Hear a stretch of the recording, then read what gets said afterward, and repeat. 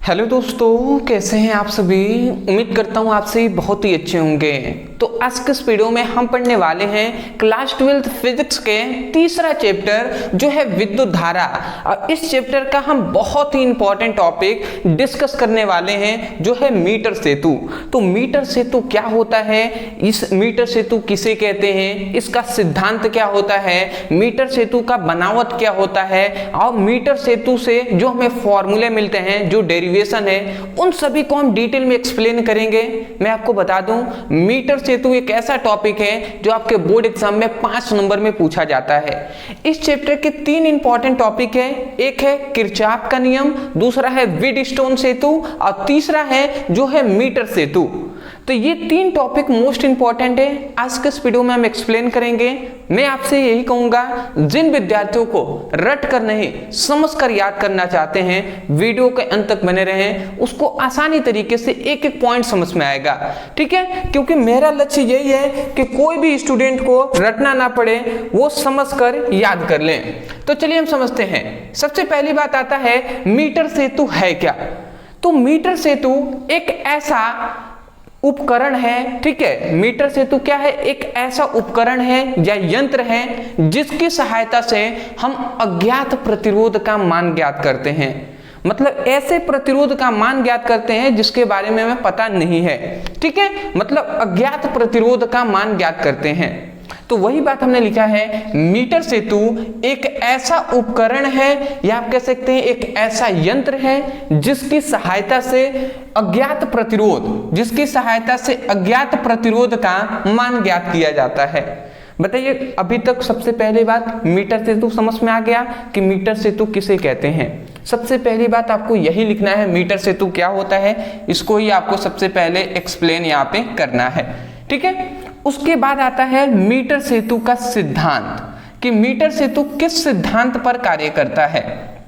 तो याद रखेंगे, इससे पहले जब हमने पढ़ा था तो व्हीटस्टोन सेतु एक टॉपिक हमने पढ़ाया था। यदि आप उसको पढ़ के इस टॉपिक को पढ़ेंगे तो बहुत ही आसानी तरीके से समझ में आएगा।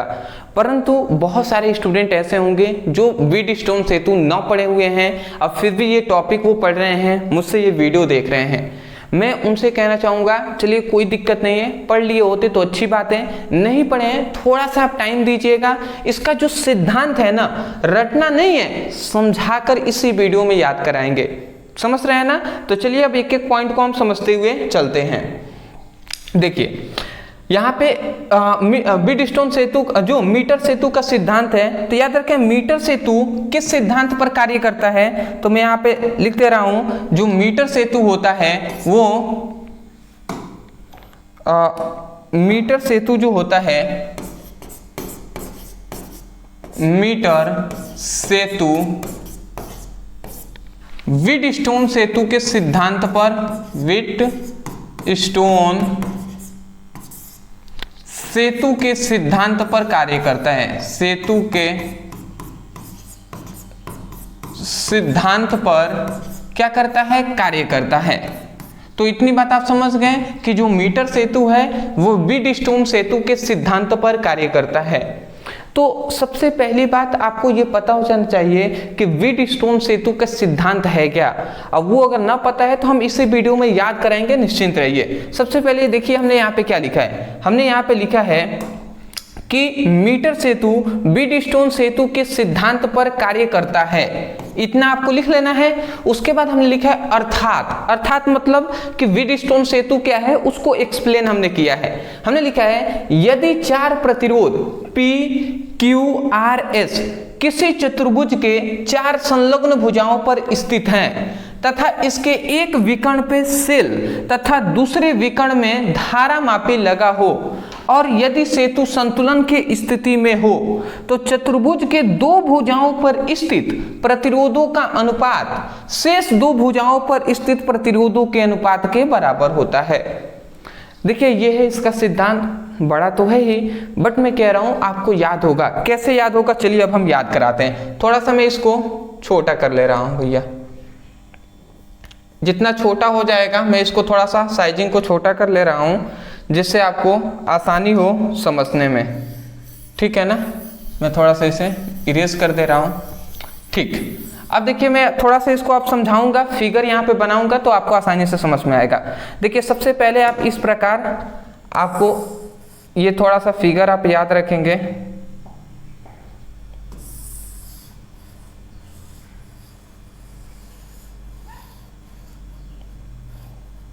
ठीक है जी, तो 1 सेकेंड थोड़ा सा आप देंगे। अभी आपको थोड़ा सा फिगर पूरा तरीके से मैं बना लूँ पहले, उसके बाद मैं एक्सप्लेन आपको कर दूंगा।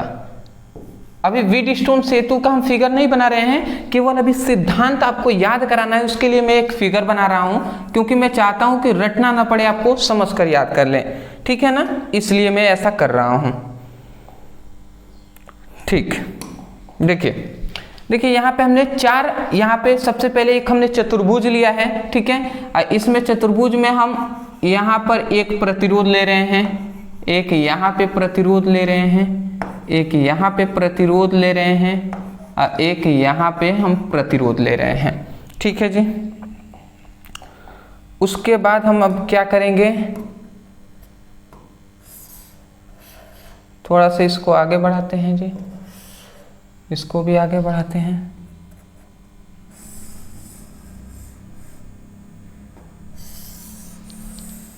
यहाँ पे कुंजी लगाएंगे, बैटरी सेल लगाएंगे। ठीक है जी, देखिए सबसे पहली बात, ये सब कुछ आपको आना चाहिए करने आपको। यहाँ पे एक हमने कुंजी लगा दिया, यहाँ पे एक हमने सेल लगा दिया। यहाँ पे देखिए ये एक चतुर्भुज है जो है ए बी सी और डी, ये 4 चतुर्भुज हैं। देख रहे हैं चतुर्भुज की ये भुजाएं हैं ए बी सी डी। ठीक है, ए बी सी डी ये चतुर्भुज है और इसमें हमने एक विकर्ण लगाया है, अभी आपको समझ में आएगा।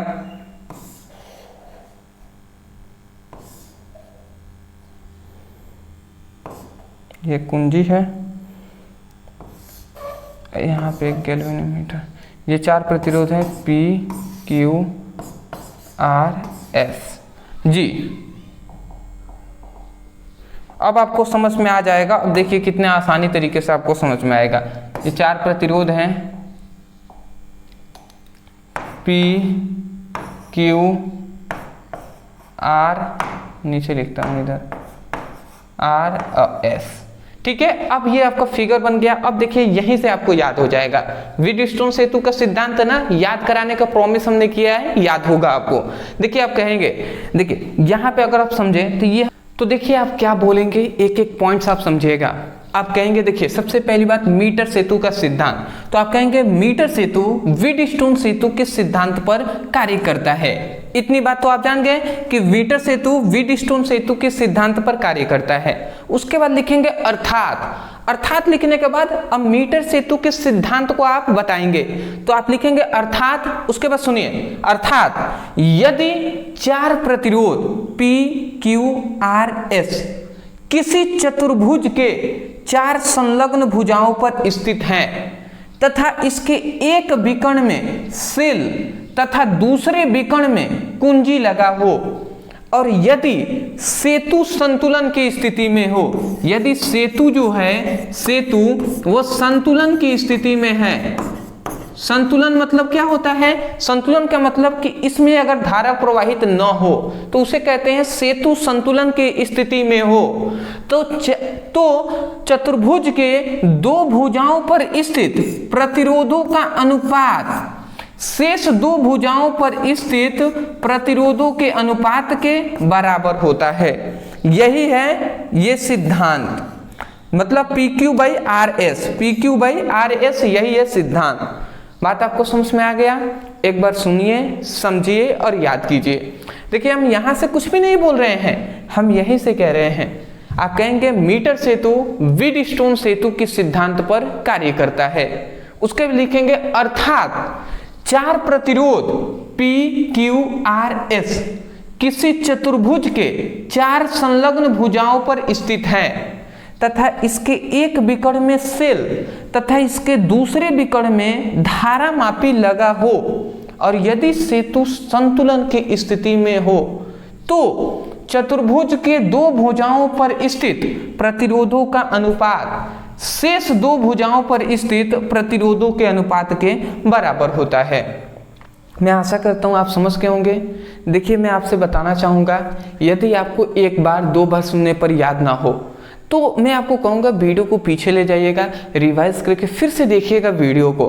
फिर से आप देखेंगे, मैं इस फिगर को देखकर ये जो सिद्धांत बोल रहा हूँ आप दो बार तीन बार सुनेंगे ना, आपको याद हो जाएगा। अब मैं आशा करता हूं कि जो विद्यार्थी एक बार सुन रहे होंगे, ध्यान से समझ रहे होंगे, उनको लगभग 90+ 80+ उनको याद भी हो जा रहा होगा। एक बार जरूर आप प्रैक्टिस करेंगे कि इस फिगर को रखकर ऐसे ही आप बोलेंगे अपने अनुसार, कि देख पाए, आप सोच पाए कि क्या मैं इस फिगर से ये सिद्धांत बोल पा रहा हूं। ये आपको क्या करना है, देखना है, ठीक है ना। देखिए वही बात हमने यहाँ पे लिखा है, मीटर सेतु व्हीटस्टोन सेतु के सिद्धांत पर कार्य करता है।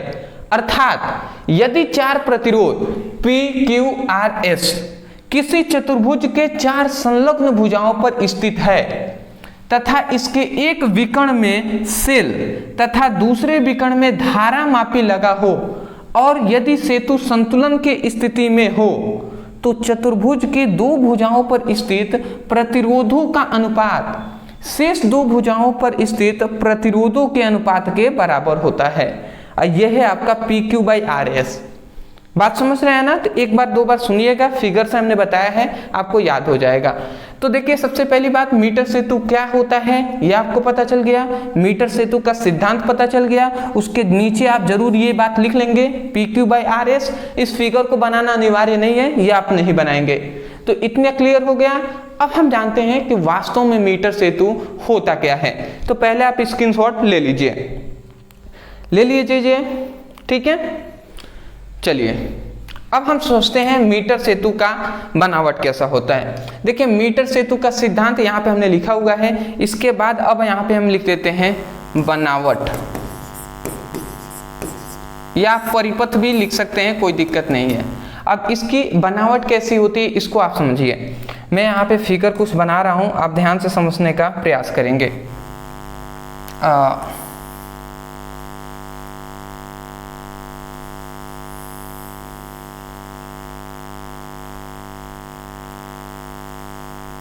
ठीक है जी।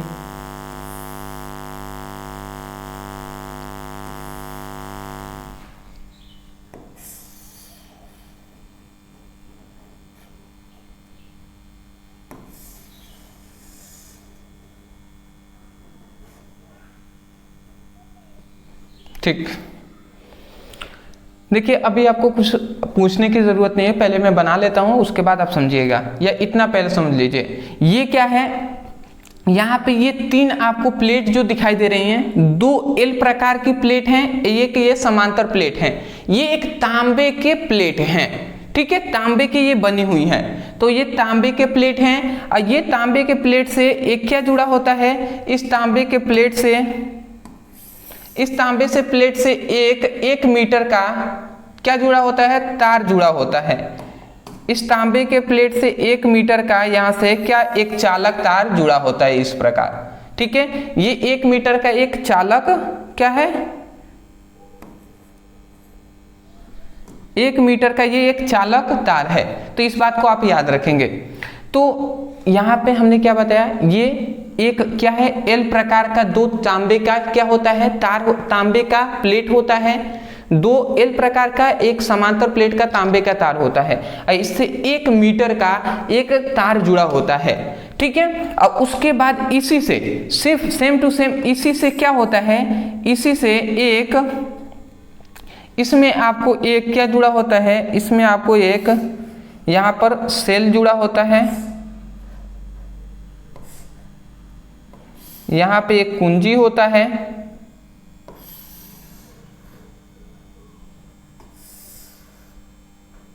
ठीक है, इस प्रकार होता है। यहाँ पे एक कुंजी है, ये एक सेल है, और यहाँ पे आप याद रखेंगे, यहाँ पे 3 पॉइंट्स होते हैं, एक यहाँ पे, एक यहाँ पे, एक यहाँ पे, ठीक है। अब देखिए इस पॉइंट से आपको थोड़ा सा जानना है, यहाँ पे समझना है, यहाँ पे भी एक पॉइंट होता है, यहाँ पे भी, इससे क्या जुड़ा होता है, याद रखेंगे यहाँ पर इन दोनों बिंदुओं के बीच में क्या जुड़ा होता है, इन दोनों बिंदुओं के बीच में एक रेजिस्टेंस बॉक्स होता है, मतलब प्रतिरोध बॉक्स होता है। इसमें बहुत सारे प्रतिरोध के कुंजियां यहाँ पे होती हैं, प्रतिरोध बॉक्स है, इसमें प्रतिरोध होते हैं। और यहाँ पर क्या होता है, यहाँ पर भी यहाँ पर एक अज्ञात प्रतिरोध होता है जिसका मान हमें ज्ञात करना है। अभी मैं फिगर बना ले लूँ ना, तब आपको और भी अच्छे तरीके से एक्सप्लेन मैं कर पाऊंगा। ठीक है, थोड़ा सा आप सब्र रखिएगा जिससे मैं आपको एक्सप्लेन अच्छे से कर सकूं। ये क्या है, अज्ञात प्रतिरोध है जो है S। ठीक है जी, इतना फिगर बन गया। यहाँ पे याद रखेंगे ये टोटल कितना है भैया, ये 1 मीटर है, तो 1 मीटर में 100 सेंटीमीटर होता है, ये बात आपको पता है। ये 1 मीटर लंबा ये तार है तो 100 सेंटीमीटर हो गया। यहाँ पर भी एक बिंदु होता है, ठीक है, यहाँ पे एक बिंदु होता है जो है A, यहाँ पे होता है, यहाँ पे होता है एक बिंदु जो है B, यहाँ पे होता है एक बिंदु जो है C, और यहाँ पे जो होता है एक बिंदु D। ठीक है जी। अब देखिए ये एक बात और समझ लीजिए, ये क्या है, रेजिस्टेंस बॉक्स है जिसे हम R से दर्शाते हैं। यहाँ पे एक प्रतिरोध है, ये अज्ञात प्रतिरोध है, इसी का मान हमें ज्ञात करना है।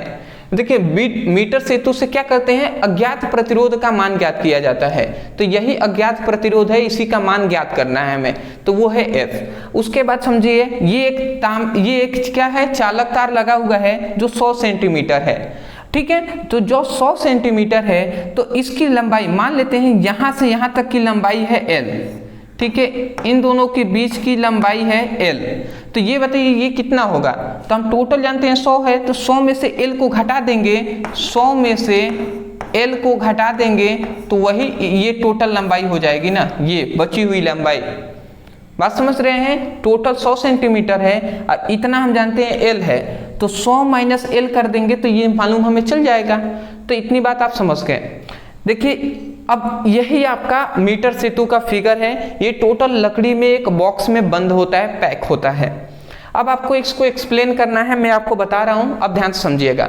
मैं यहाँ पे क्या क्या लगा हुआ है, ये आपको एक L आकार का तांबे का प्लेट है, एक और L आकार का तांबे का प्लेट है, यहाँ पे एक समांतर तांबे का प्लेट है। ठीक है, तो ऐसे इस प्रकार लकड़ी के एक ढांचा होता है, उसमें लगा होता है। और इन दोनों बिंदुओं के ये L आकार का 2 प्लेट हैं, इनके बीच में 1 मीटर का, या हम 100 सेंटीमीटर भी कह सकते हैं, 100 सेंटीमीटर का एक चालक तार लगा होता है। और याद रखेंगे कि ये 2 समांतर जो तांबे के प्लेट हैं, इनके बीच एक रेजिस्टेंस बॉक्स होता है। और याद रखेंगे इन दोनों बिंदुओं के बीच एक क्या होता है, अज्ञात प्रतिरोध है जिसका मान हमें ज्ञात करना है। ठीक है, उसके बाद इस L आकार के इन दोनों के बीच में एक विकर्ण होता है जिसमें हमने सेल और कुंजी जोड़ दिया है। याद रखेंगे ये हमारा मेन पॉइंट है, ये 1 मीटर, ये 100 सेंटीमीटर है, तो A और B के बीच की लंबाई L है और B और C के बीच की लंबाई 100 माइनस L है। ठीक है ना, तो इतनी बात को अब हमें कुछ नहीं करना है, सिद्धांत के बाद आपको ये फिगर बनाना है और प्रूफ कर देना है। आपको लिखना है कि इससे हमें क्या एक समीकरण मिल रहा है, वही हमें लिखना है जी। चलिए अब मैं बताता हूं। सबसे पहली बात हमें पता चल गया कि A और B के बीच का, A B जो तार है उसकी लंबाई है L, तो हम लिखेंगे A B के 1 मिनट, चलिए इन्वर्टर बैठ रहा है भैया। A व B के बीच की लंबाई जो है L। ठीक है, अब B और C के बीच की लंबाई, B और C के बीच की जो लंबाई है वो क्या है भैया, 100 माइनस L है, तो 100 माइनस L हम कर देंगे। इतनी बात समझ गए, A और B के बीच की लंबाई L है, अब B और C के बीच की लंबाई है 100 माइनस L। इतनी बात हमें पता चल गया। उसके बाद तब अब हम क्या करेंगे, तब आप समझिएगा, तब हम एक और बात जानते हैं। एक बात हम जानते हैं कि जो प्रतिरोध होता है, प्रतिरोध होता है वो लंबाई के क्या होता है, समानुपाती होता है। चूंकि हम ये बात जानते हैं, क्या हम जानते हैं कि लंबाई जो होता है, जो चालक तार की लंबाई होता है वो प्रतिरोध के क्या होता है, समानुपाती होता है। इक्वल होता है तो ये बताइए, यहाँ पे याद रखेंगे ए और बी के बीच जो प्रतिरोध उत्पन्न होगा वो है P, अब बी और सी के बीच प्रतिरोध उत्पन्न होता है वो है Q। तो ए और बी के बीच का जो प्रतिरोध है P वो किसके समानुपाती होगा? ए और बी के बीच की लंबाई है L, तो लंबाई के समानुपाती हो जाएगा। इसको समीकरण फर्स्ट कर लेते हैं, ठीक है। अब देखिए बी और सी के बीच की लंबाई क्या है? बी और सी के बीच का प्रतिरोध है Q, तो प्रतिरोध जो Q है वो समानुपाती होगा इनके लंबाई के, तो लंबाई है 100 माइनस L, तो ये हमने लिख दिया। इसको समीकरण 2 करते हैं, समझ रहे हैं। अब हम क्या करेंगे, समीकरण फर्स्ट में सेकेंड से भाग दे देंगे, भाग देकर देखते हैं। तो देखिए ये PQ हो जाएगा, PQ, और ये समानुपाती का चिन्ह हटता है तो यहाँ पे एक नियतांक आएगा, ठीक है। एक नियतांक मान लेते हैं, यहाँ पे रो आता है, ज्यादातर मैं कह सकता हूँ रो आता है, और ये क्या हो जाएगा L बाई, और यहाँ पे भी रो आ जाएगा L बाई, ये 100 माइनस L आ जाएगा, ठीक है। ऐसा ही आएगा, समानुपाती का चिन्ह हटता है तो रो इंटू L आता है। ये रो क्या है, नियतांक है, तो ये रो से रो कैंसिल हो जाएंगे, तो ये क्या बचा भैया, यहाँ पे P by Q equal to L by 100 minus L बच गया, यही ना बचा जी। अब देखिए अब हम क्या कर सकते हैं, अब हम कुछ नहीं करेंगे, हम इसका गुणा करा लेते हैं। देखिए अब हम क्या करेंगे, यहाँ पे चूंकि एक बात हम जानते हैं कि व्हीटस्टोन सेतु से, अब यहाँ पे हम लिख देंगे व्हीटस्टोन सेतु से हम जानते हैं, क्या जानते हैं कि PQ जो होता है वो RS के बराबर होता है, ये इतनी बात हम जानते हैं। तो देखिए यहाँ पर जो PQ है वो L बाई 100 माइनस L के बराबर है, और यहाँ पे हम जानते हैं कि व्हीटस्टोन सेतु से जो PQ होता है वो RS के बराबर होता है, तो जो PQ है वो RS के बराबर है, और यहाँ पे जो PQ है वो L बाई A के बराबर है। इसका मतलब जो ये है, ये जो L माइनस A ये R बाई S के भी बराबर होगा ना। तो हम लिख सकते हैं, यहाँ पे क्या लिख सकते हैं कि R बाई S जो है वो L बाई 100 माइनस L के क्या है, बराबर है। लिख सकते हैं ना, बिल्कुल लिख सकते हैं। अब देखिए ये अगर हम गुणा कराते हैं तो ये जाएगा इसमें गुणा कराएगा, देखिए ये अगर इसमें गुणा कराता है तो ये क्या हो जाएगा SL हो जाएगा, और ये इसमें गुणा कराता है तो 100 माइनस L इंटू R हो जाएगा। तिर्यक गुणा होता है, ऐसे हो जाएगा। ये 100 इधर, जो L इधर भाग गुणा में है, इधर आएगा तो भाग कराएगा, तो S इक्वल टू क्या हो जाएगा 100 minus L by 100 minus L, ये इधर भाग में आएगा, इंटू ये क्या है R है। तो ये हमें मेन हमारा फॉर्मूला मिलेगा, ठीक है, जो है S equal to 100 minus L by L into R। अब देखिए S अज्ञात प्रतिरोध है, यही अज्ञात प्रतिरोध का तो मान हमें ज्ञात करना था ना S का, तो वो हमने ज्ञात कर लिया, जो है यहाँ पर आया है। मैं आशा करता हूँ आपको समझ में आ गया होगा। देखिए इन्वर्टर हमारा थोड़ा सा डिस्चार्ज हो रहा है तो इसलिए वीडियो कभी भी कट सकता है। मैं यही कहूँगा सब समझ में आपको आ गया है। मैं एक बार रिवाइज कर रहा हूँ, देखता हूँ हो जाता है तो अच्छी बात है। देखिए हमने कुछ नहीं किया है, हम जानते हैं कि ए और बी के बीच जो क्या है लंबाई है वो है L। ए और बी के बीच लंबाई है L, अब बी और सी के बीच की लंबाई है 100 माइनस L, ये हमने लिख दिया। अब हम जानते हैं एक बात हमें पता है कि ए और बी के बीच जो प्रतिरोध होगा वो P उत्पन्न होगा, और बी और सी के बीच जो प्रतिरोध उत्पन्न होगा वो Q होगा। तो हमने केवल हम इतने बात जानते हैं प्रतिरोध होता है वो लंबाई के समानुपाती होता है। प्रतिरोध को प्रभावित करने वाले कारक पढ़ेंगे तो उसमें हमने बताया है। तो हमने क्या किया कि ए और बी के बीच जो प्रतिरोध उत्पन्न होगा जो P, वो भी इसके लंबाई के, चालक तार की लंबाई है L तो समानुपाती होगा, और जो Q है प्रतिरोध ये भी समानुपाती होगा 100 माइनस L के, होगा ना। इतना हमने लिख दिया। अब इसका सिंपल में मैंने भाग करा है तो PQ, इसका समानुपाती का चिन्ह हटता है तो एक रो आता है नियतांक, तो रो इस ऊपर भी आएगा नीचे भी आएगा, रो से रो कैंसिल हो जाएगा, तो मतलब PQ by L minus 100 by A इतना आ गया। तो ये हमें एक समीकरण मिला, यहाँ से हमें एक समीकरण ये मिला। और इस समीकरण को, ये समीकरण मिला ना, तो हमें एक और बात पता है, हमें ये बात जानते हैं व्हीटस्टोन सेतु से कि ये एक फॉर्मूला होता है, ठीक है, ये बात हम जानते हैं कि ये एक फॉर्मूला होता है जहां पी क्यू बराबर आर एस होता है और यहाँ पर पी क्यू बराबर एल माइनस 100/L हो गया।